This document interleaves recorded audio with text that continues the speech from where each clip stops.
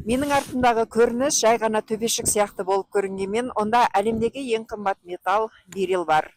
Қарағанды облысындағы Шет ауданына қарасты Нұраталды елді мекенінің тұрғындарымен Тау-Кен самұрық акционерлік қоғамы компаниясы бүгін өз жерден берил өндіруге қатысты қоғамдық тыңдау өткізді.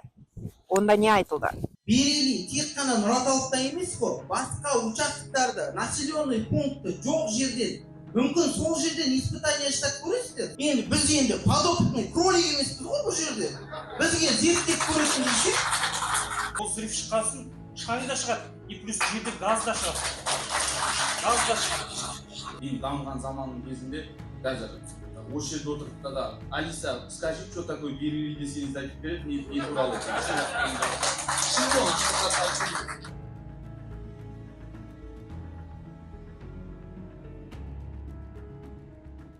Нұраталды Астана-Екатеринбург халықаралық трассасының бойында орналасқан шағын ауыл. Аудан әкімдігінің дерегінше мұнда 1000-нан астам адам тұрады. Ауыл тұрғындарының негізгі күнкөрісі мал шаруашылығы. Ресми мәлімет бойынша елді мекенде 4000-ға жуық ірі қара, 5000-нан астам қой, 3000-нан астам жылқы бар.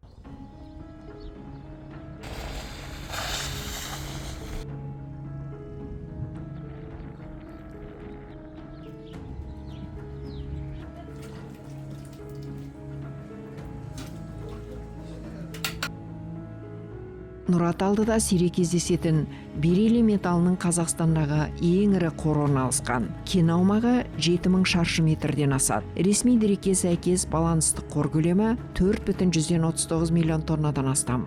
Баланстан тыс қор 432,9 мың тонна. Кендегі берилидің мөлшері 0,3%. Берили авиацияда, электроникада, ядролық энергетикада қолданылатын стратегиялық металл. Ресей мен Украина арасындағы соғыс басталғалы стратегиялық маңызы бар металдарға әлемде қызығушылық артқан туралы сарапшылар пікір білдіріп жүр. Осы кезеңде Нұраталды кен орны да инвесторлардың назарына іліккен. Соңғы жылдары мұнда барлау және өндіру мәселесі бірнеше рет көтерілген. Ал 2026 жылғы 17 ақпанда ауыл тұрғындарымен кездесуге Тау-Кен самұрық ұлттық Тау-Кен компаниясының өкілдері келді. Олар берилиді ашық әдіспен өндіру жоспары жөнінде баяндады. Айта кету керек, жоба бойынша қоршаған ортаға әсерді бағалау есебін Қазпрогресс Союз жауапкершілігі шектеулі серіктестігі дайындаған. Бүгінгі таңда Қазақстанда ашық дерек көздер бойынша сирек металдар, сирек жер металдары шамамен 124 кен орны анықталған.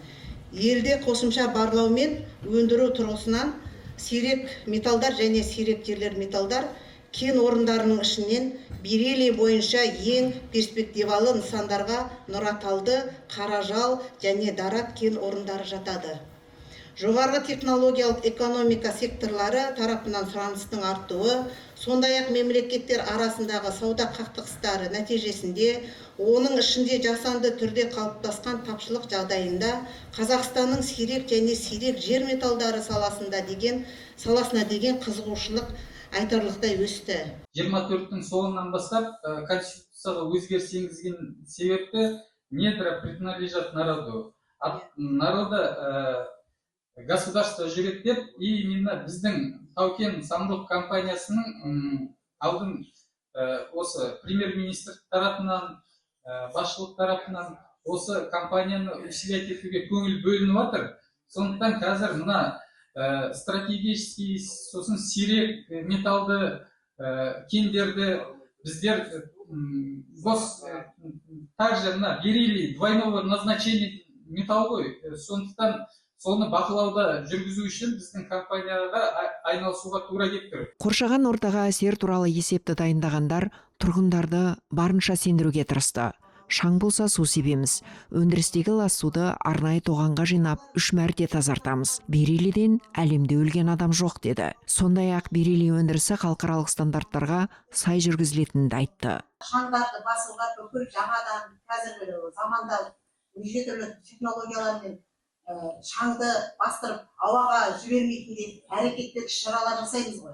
Шаралар жасаймыз. Сондықтан мен ойлаймын, бұл жерде қатты шаң сіздердің ауылдарыңызға кіріп шаңдатып сіздерге ауру жұғады деп ойламаймын. Ал негізгі негіз ол сіз жаңа айттыңыз ғой, онкология ауруы бәрі шығып жатыр. Бірақ та ол ақш-та, Ресейде, Қытайда еш жерде анықталған жоқ. Бразилияда да анықталған жоқ. Ондай аурудың пайда болатыны еш жерде анықталмаған. Сіздің ойыңыз еді осы бериллийдан ауру тарайды, біз осы бериллиядан ауру табамыз деп жатсыз ғой. Сіздің ойыңызды мен нақтылап айтып жатырмын да, бұдан ауру тапқан еш жерде анықталған жоқ. Еш халықта. Негізгі мәселе зиянды кез процесс өндіру процесі емес, ал процесс переработки. Процесс добычи кезінде ол бериллий бөлінбей, майдаланбай, крупный немен алынып кетеді. Месторождение тұрған жерінің жан-жағын лицензия нара зерттеп аламыз да, о жақты да барлаймыз, барлау жұмыстарын жүргіземіз. Ол жерде тек бұрғылау жұмыстары болады, бірінші, екінші жылдары. Мүмкін біз шахтадан кенді жер бетіне шығарып, өңдеу зауытына басқа елді мекенге көшіріп апарып тасымалдаймыз. Өскемен қаласында Өлбі металлургия зауытына напрямую тасымалдауға мүмкіншілігіміз бар. Ол зауытта ол зауытта дамып келе жатыр. Олар да өздеріне зауыттың жанына сондай байыту кешендерін тұрғызуға бел буып отыр. Бұған дейін Нұраталдыда осы мәселе бойынша 4 мәрте қоғамдық тыңдау өткен. Ол кездесулерде де тұрғындар наразылық білдірген.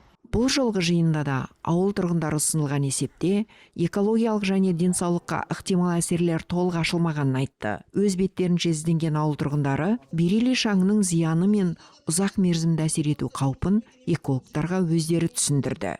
Бериллий бұл канцероген болып табылады. Бұл әлемдік тәжірибеде бірінші топтағы аса қауіпті канцерогендікке жатады. Ол өзі қауіптілік жағынан 4 топқа бөлінсе, соның ең бірінші тобында тұр бериллий. Бериллий адамға тыныс алу жолдары арқылы беріледі.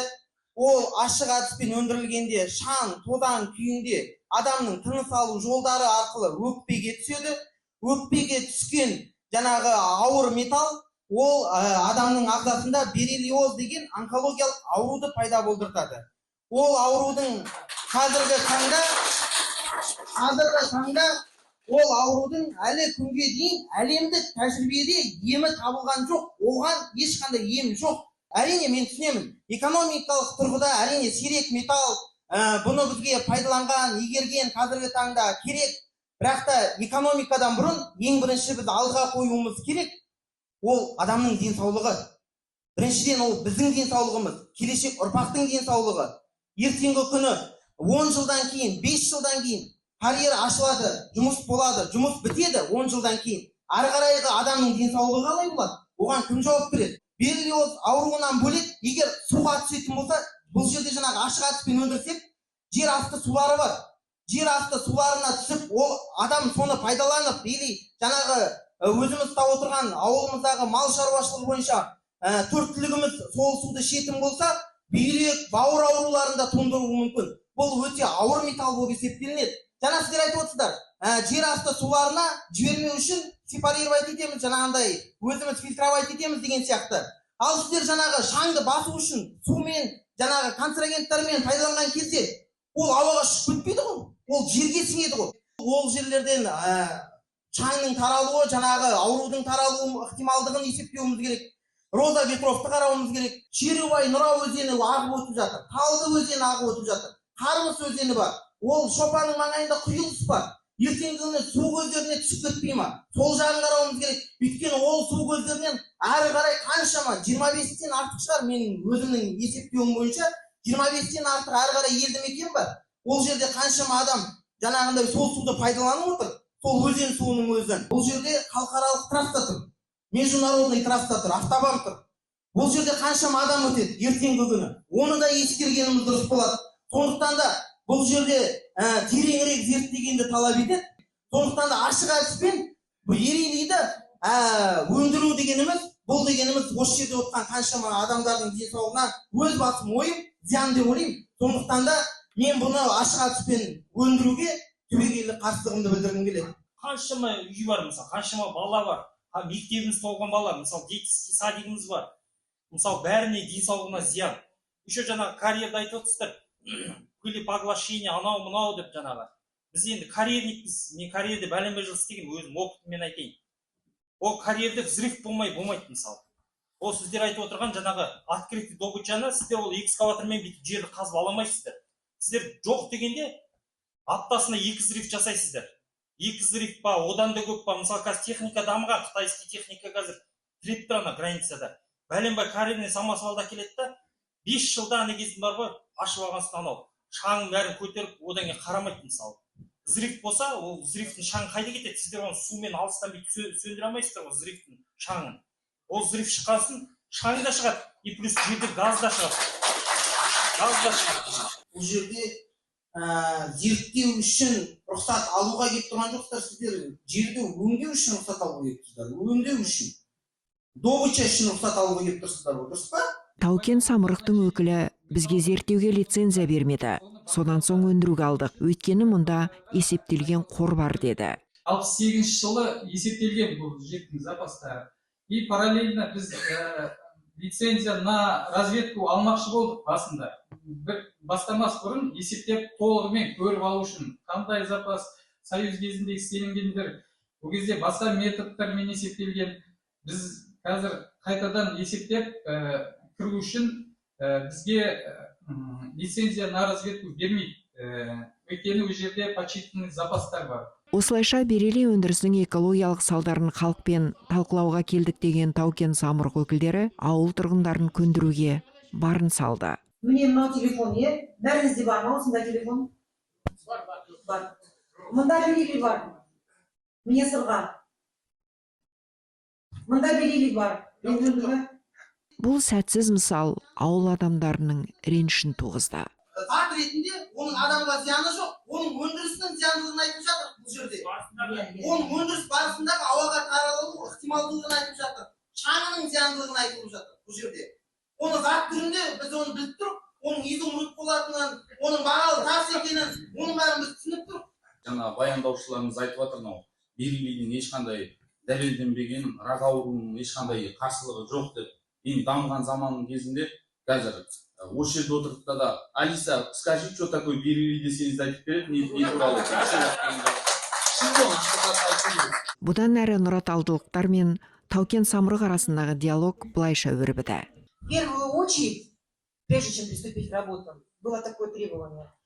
Вы должны установить автоматизированную систему мониторинга. На объекте. Что такое автоматизированная система мониторинга? Это компьютеры. Да, датчики. И по всем ингредиентам загрязняющих веществ эти датчики должны стоять. Это очень дорогостоящее оборудование. Вы понимаете, да, что это тяжелые металлы? Очень тяжелые. Очень, да, канцерогенные, очень опасные. Но здесь процесс работы, он связан с тем, что будет именно проводиться флотация, особенно при дроблении, да. То есть что это означает? Это будут сбросы. Это будут сбросы в большом количестве. Что такое сбросы? Это вы знаете, да? Там вода, которая вытекает, она со всеми грязными этими загрязняющими веществами. Что она делает? Она попадает в подземные воды. Подземные воды попадает, под землю попадает, распространяется везде вокруг, начинают рождаться там двуголовые телята, там трехголовые кролики, ну условно, да, скажем, условно. Вот, чтобы не допустить этого, было требование обязательно установить канализационно-очистные сооружения. Дробильный сортировочный комплекс саламыз. Может, қазір әкімшілікпен бірге ақылдасып, может, қашақтау жерде. Енді оған дейін де операциялар бар ғой, мысалы жаңағы. Карьерден шығару мәселесі бар ғой, мысалы. Жаңағы нені, металды. Жоқ, соны мен сізге айтып түсіндіріп. Процесс, ана, қолмен сортирует дегенге, процесс добычи менее безопасный, чем процесс любой. Неден қараңыз интернетте. Процесс переработки опасный. Процесс добычи, контролируемый процесстерге жатады да, біз или подавление барлық мероприятиялармен. Жоқ, сіз мен түсінбедіңіз. Процесс ол добычи, мысалы мен карьерникпін. Мен айтамаймын, что анау процесс добычи, взрыв, ол бәленбай взрыв болады. Ол взрыв не қорқынышты емес деп айтамаймын. Мысалы, ол шаңы взрыв болған кезде сіздер оны бүйтіп сумен өшіре алмайсыздар. Басқа үстіне вертолетпен су шаша алмайсыздар, дұрыс па? Ол взрыв астына бәленбай, ол қатты металл ғой, қатты жердегі қатты металл. оны взрыв жасау үшін бәленбай не селитра салу керек ол жерге, бәленбай селитра оны ол взрыв болған кезде жаңағы ауаға шығады ғой взрыв. Енді оны сіздер вертолетпен үстіне су сеуе алмайсыздар ғой. Раньше красная линия проходила в точках до аула 1 километр 300 метров. А до реки Талдин, вот это Талдин, 700 метров. Ну как могло за 3 года вот это все сдвинуться? Вот это объясните нам. Как могло все сдвинуться? Неге кішірек жердің астынан біз бәрін қазып қоямыз. Берели тек қана Нұраталықта емес қой, басқа участоктарда населенный пункты жоқ жерден, мүмкін сол жерден испытание жасап көресіздер, зияны бар ма, жоқ па, адамға, қоршаған ортаға, жер асты суына деген сияқты ше. Сондықтан Нұраталыққа келген дұрыс болады жоқ, бұл жерде адам бар ғой біріншіден. А может зиян бар, а может жоқ. Енді біз енді подопытный кролик емеспіз ғой бұл жерде. Бізге зерттеп көретін десе. Бұл жерде көрсетілген жер асты бассейні деген бар. Бұл шахтның астында ең үлкен бассейн тұр мына жерде бар. Ертең мұны бәріміз мал деп отырмыз ғой. Қазір басшымызда үлкен жоғары жақтан айтып отыр, ауыл шаруашылыққа қатты көңіл бөліңдер, мал шаруашылығын дамытыңдар деп. Ертең мынау не шахта ашылатын болса, жер асты бассейнінің суы жетпейді оған нетуге. Бүкіл су тартылады, бүкіл осы Нұраталдың бүкіл мал суындан ырылып қалады. Шындап келгенде ағып жатқан Талды өзенінің өзінде қазір жазғы күні бала секіріп өтетін өзен қалып тұр ғой. Ол ертең анау ашылатын болса бүкіл өзен кетеді, шөп шықпайды, содан ауылдың уже берекесі кетеді ғой. Сіздер нақты осы ауылда тұрсаңыздар, осы келіп отырған адамдар, мына кісілер, оларда өйстіп жан айқайын салушы еді, ашпаңдар деп бар ғой. Ол сіздер айтып жатсыздар 20 шақырым жер бар, мына шақырым. Бұл шақырым маңайының бәрі 20 шақырым, 10 шақырым бүкіл ауыл. Сіздер түсінбей тұрсыздар, қай жерде тұрғанда. Шахтың маңайының бәрінде ауыл тұр. Нашар, Комсомол, Жаңажұрт, Қызылқой, Шоққа. Қай жаққа бар ашайын отырсыздар оны? 20 шақырым жерде. Қурғабай ауыл оның керегі жоқ. Бірі түбегейлі оны қайта жүргіште осы жабылып қалды. Жабылып қалған жабылып қалсыншы осы. Бәрі қарсы мен ойымша осы. Если вы против того, чтобы рядом было, это действительно очень сложные комплексы. Пусть рассмотрят вопрос, чтобы переселить. Вы должны предусмотреть это, потому что все-таки действительно, если население против, нельзя как бы настаивать, навязывать свою точку зрения. Пусть это будет за 200 километров, пусть это будет за 300 километров. Бізде былай мәдениет түрде тұрмыз. Айқай-шуды шығармайық. 80% мына жерде халық қарсы. Біз даже ауылдың ішіне аралап өттік. Өзіміз үшін деп ше, каждый үйге кіріп, былай біртіндетіп тұрып шықтық. 80% ауыл қарсы міне. Элементарный жер өзіміздің мал шаруашылығымызда таппай отырғанда, біз мына жерлерге қазуға береміз алып ше. Ол бәрін қопарып төгіліп кетеді, бітті. Мысалы тура сол жерде ауылдың 2 жылқысы да жайып мал жайында жатыр мысалы. Нақты шешім қабылдап, қарсымызды білдіріп, бір заңды түрде тоқтатсақ сол ше. 2 жыл сайын қайтып келе бермейтін дейді сіздердің шаршап рас екен.